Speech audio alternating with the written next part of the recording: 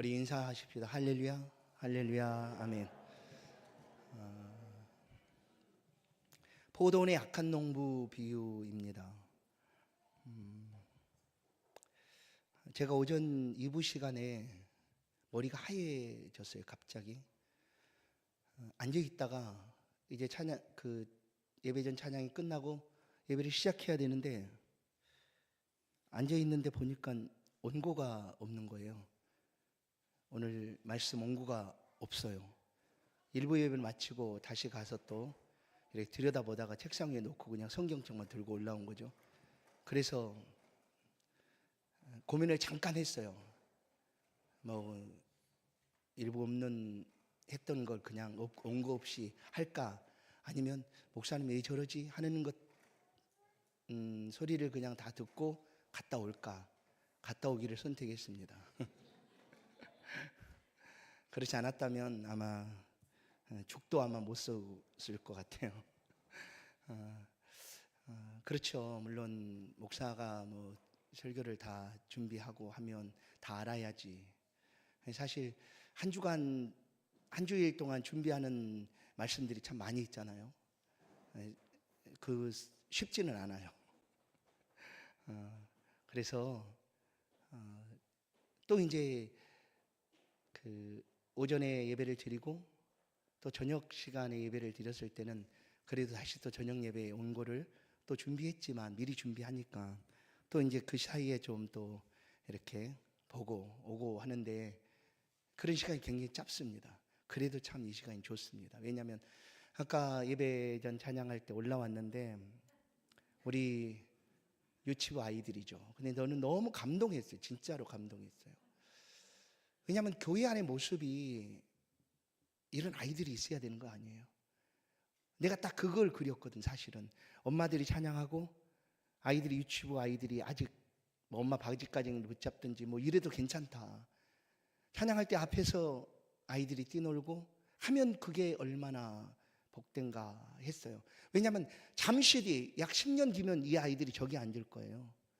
저기 앉아서 찬양할 거예요. 근데 오늘 보니까 놀라워요. 박자를 어떻게 잘 맞추는지 저보다 더 잘 맞춰요. 드럼을 우리 치는 우리 수아가 얼마나 감사하니. 드럼을 잘 치잖아요, 수아 자매가. 근데 여기서 로이가 드럼을 치는데 딱 들어갈 때 박자를 정박을 딱 치더라고. 나는 잘 못 들어가거든요. 그래서 소리가 나니까 엄마는 막 이렇게 하지 말라고 막 하는데 나는 너무 좋았어요. 그리고 거기 있다가 또 유아도, 왜냐면 로이 그 딸랑이에요. 로이 가는 곳에 맨날 유아 가 있어요. 그래서 앉아서 같이 이렇게 하는데 좋았어요. 우리 교회가 이런 아이들로 시작돼서 또 우리 청소년들도 그리고 우리 젊은 사람들도 이렇게 함께 찬양하고 어우러지는 그런 귀한 교회가 될 줄 분명히 믿습니다. 다시 한번 인사하십시다. 참 잘 오셨습니다. 할렐루야. 네. 오늘 포도원의 악한 농부 비유 말씀을 잠깐 나누겠습니다. 예수님께서 공생의 마지막 한 주간을 예루살렘 성전으로 들어가셔서 보내셨습니다. 물론 왔다 갔다 하셨죠. 그런데 이 마지막 순간까지 제사장들과 그리고 바리새인의 무리들은 자신들이 가진 권위를 앞세워서 예수님을 괴롭힙니다. 비난하고 비방하고, 당신이 무슨 권위로 그렇게 하느냐 해도 예수님은 그 한 주간을 묵묵히 하셔야 될 일들을 예수님은 하셨습니다. 그리고 오늘 말씀은 자기들이 가진 권위를 가지고 다른 사람을 무시하고 그리고 해방하고 있던, 특별히 예수님을 그렇게 해방하고 있던 그들을 위하여 그들이 알아듣도록 말씀을 주시는데, 이 말씀이 바로 비유였습니다. 사실 비유는 쉽게 알아듣기가 어렵지만 예수님은 그 비유를 굉장히 쉽게 하셨어요. 들에 씨 뿌리는 자의 비유할 때 들판에 씨를 뿌리는 사람, 날라드는 새, 들의 백합화, 아주 쉽게 하셨어요. 그래서 누구든지 비유였지만 이 이야기를 들으면 그것이 어떤 내용인지 알 수가 있었다라는 거예요. 오늘 이 비유 속에 이제 본문을 보시면 비유에 등장하고 있는 사람이 여러 사람이 있습니다. 가장 먼저 주인이죠. 포도원 주인. 이 주인은 자신이 이게 가꾸고 또 키워가야 될 포도원이라 여기고 아주 아름다운 포도원을 준비합니다. 포도원에 필요한 모든 것들을 다 준비합니다. 그런데 이 주인이 무슨 일이 있었는지 타국으로, 비유예요, 비유. 예수님이 하시는 비유의 말씀이에요. 타국으로 떠나게 됩니다. 나라를 떠나 다른 나라로 가게 되었다. 그래서 이 갖고 놓은, 준비해 놓은 포도원을 아름답게 가꾸어서 결실할 수 있는 사람에게 세를 줍니다. 찾았더니 여러 사람들이, 포도원이 아주 컸나 봐요. 여러 사람들이 우리가 그것을 하겠소 해서 이제 주인이 그들과 약속을 하고 세를 주고 타국으로 떠났습니다. 이 세를 받게 된 농부들, 한 사람이 아니에요, 여러 사람이죠. 농부들도 아주 좋은 포도원을 그들이 받게 되었으니까 열심히 노력하고 수고하면 그 포도원에서 좋은 결실들을 얻을 것이다. 이렇게 좋은 토전을 우리가 세를 받았으니 얼마나 행복한가 하고 여겼을 거예요, 처음에는. 그렇게 해서 세를 이제 받고 포도원을 갖고 갑니다. 그리고 잘 가꾸어서 세를 주고 충분히 남을 만큼 포도원이 결실을 하게 됩니다. 그때가 바로 이제 세를 내어야 될 때가 되었다. 결실을 했으니 세를 산 농부들이 주인에게 세를 줘야 될 그런 때가 되었어요. 주인도 알고 농부들도 알았어요. 그래서 주인이 먼저 그 세를 받기 위해서 사람을 보냅니다. 자기 집에 있던 종을 보냅니다. 2절을 보시면 때가 이름에 세를 받을 때가 되었다는 거예요. 그래서 포도원 소출 얼마를 받으려고 한 종을 보냅니다. 주인은 단 한 번도 이렇게 생각한 적이 없어요. 아, 이 사람들이 내 세를 떼먹을 것이다, 그렇게 여기지 않았어요. 좋은 포도원이었고 누구든지 이 포도원을 잘 가꾸면 결실하고 세를 주고도 충분히 남을 수 있을 것이다 해서 세 사람들에게 아주 갑질을 해서 엄청나게 많이 달라고 한 것도 아니었어요. 충분히 죽어도 남을 만큼 그런 세를 정하고 달라고 이제 세를 받기 위해서 종을 보냅니다. 그런데 결실을 하고 세를 주어야 될 때가 된 이 농부들은 생각이 달라졌어요. 어떤 생각이 있었는가 하면, 아, 주인은 멀리 타국에 있고 이 포도원, 이렇게 좋은 포도원을 우리가 그냥 우리 것으로 가지면 좋겠다 하는 욕심이 그들 가운데 자리 잡게 되었어요. 욕심이 그들 가운데 자리 잡게 되니까 지금까지 자기들도 상상하지 못한 일들이 지금 행해지고 있는 거예요. 욕심이 생겨나자 그냥 세를 받으려고 보낸 그 종들을 두들겨 패고 쫓아버리게 되는 그런 상황이 벌어집니다. 야고보서 1장 15절은 이런 말씀이 있어요. 욕심이 잉태한 즉 죄를 낳고 죄가 장성한 즉 사망을 낳느니라. 보세요. 욕심이 뭘 낳는가 하면 죄를 낳아요. 근데 그 죄가 또 무엇을 낳는가 하면 사망이죠. 죄의 삭은 사망이요 라고 로마서는 말씀하듯, 그 사망이 어떻게 비롯되는가 하면 우리 죄 때문에, 죄의 삭시 사망이다, 죄를 지어서 모든 사람이 죄를 범하였음에 하나님의 영광에 이르지 못하더니 하는 말씀 그대로 죄의 지음으로 인하여 우리는 사망에 이르게 됩니다. 근데 그 죄가 어떻게 비롯되는 욕심입니다. 에덴 동산에서 이 같은 욕심 때문에 그 죄가 그들 가운데 찾아오게 된 거죠. 아담과 하와에게 하나님은 너는 잊지 말고 내가 너에게 준 말을, 명령을 지켜라, 선악과를 보지도 말고 따먹지도 말아라 하는 명령이죠. 그런데 이들에게 욕심이 어떻게 생겨나게 됐는가 하면, 사단이 나와서 부추기니까, 야, 너 하나님 그거 못 먹겠지? 그것은 죽는 게 아니라 거짓말하는 거죠. 네가 그걸 먹으면 너도 하나님처럼 될 거야. 이게 사람의 욕심이었어요. 사람은 피조물이에요. 하나님일 수가 없어요. 아무리 뛰어나다 한들 창조주일 수 없어요. 그런데 아담과 하와는 욕심을 냅니다. 아, 나도 하나님처럼 되는구나 하는 욕심이죠. 내 것이 아닌 것에 대한 욕심은 이렇게 죄를 가져옵니다. 그래서 그 죄는 사망을 낳게 된다. 이 농부들을, 비유 속에 등장한 농부들을 보십시오. 처음에는 얼마나 그 포도원을 받고 좋아했을까. 그래 열심히 일했다는 것 아니에요. 그래 결실을 얻게 되죠. 근데 결실을 하고 이제 당연히 줘야 될 세를 주게 될 때에 욕심이 더 생겨난 거예요. 아, 주인은 멀리 있구나. 그래? 이 좋은 포도원을 우리가 차지하면 안 될까 하는 욕심이 생겨난 거예요.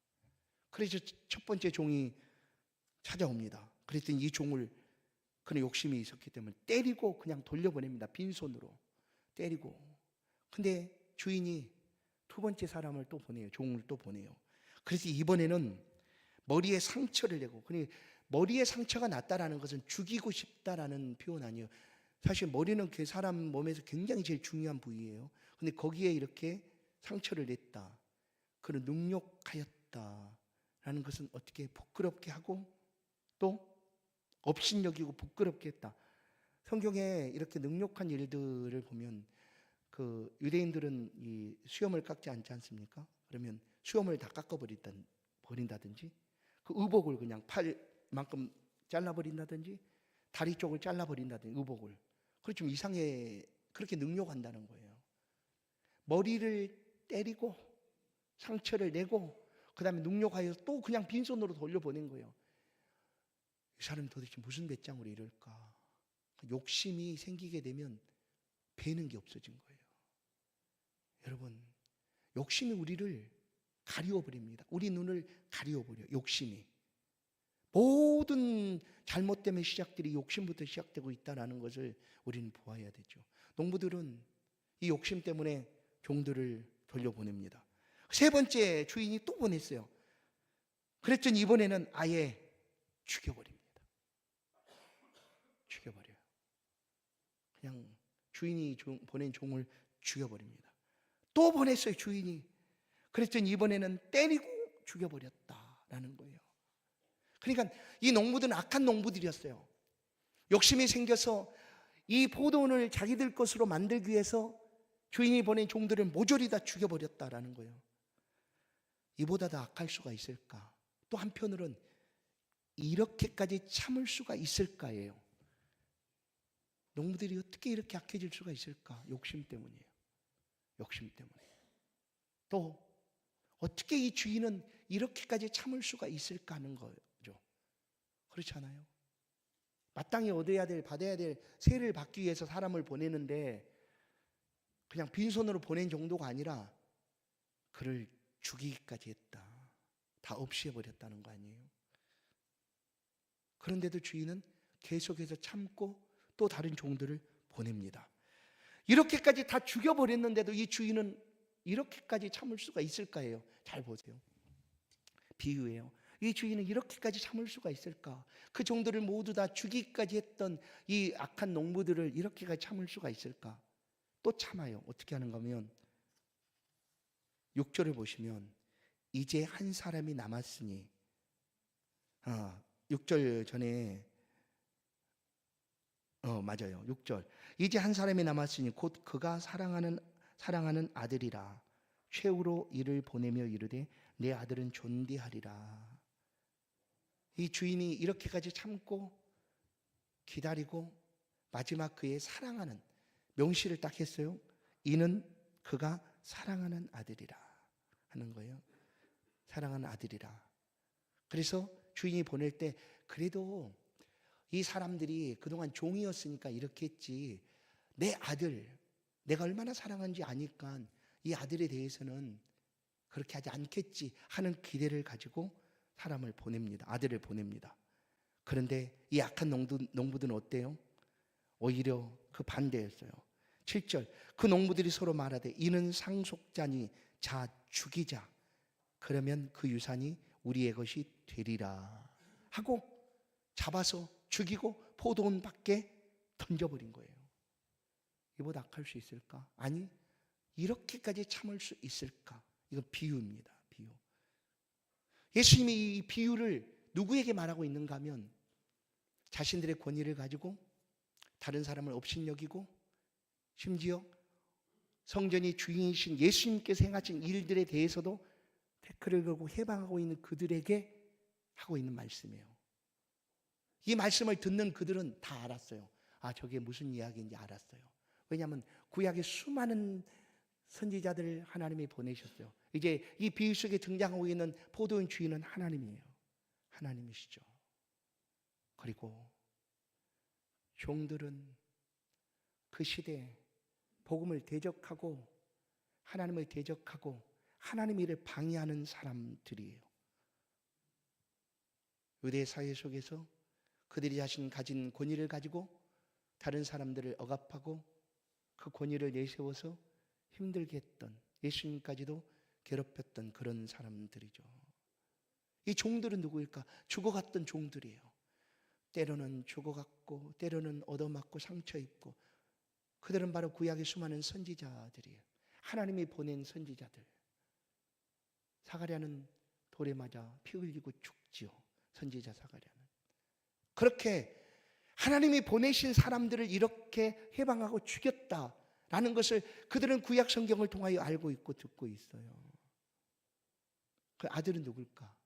아들은 여기서 비유하고 계시는 예수 그리스도이시죠.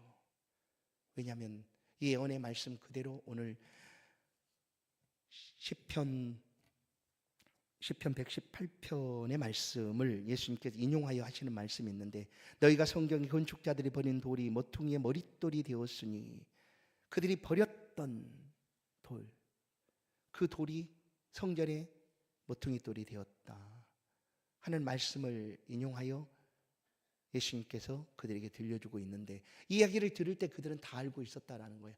저 얘기가 우리 들으라고 하는 얘기구나 하는 거였어요. 그래서 그들은 분을 냈어요.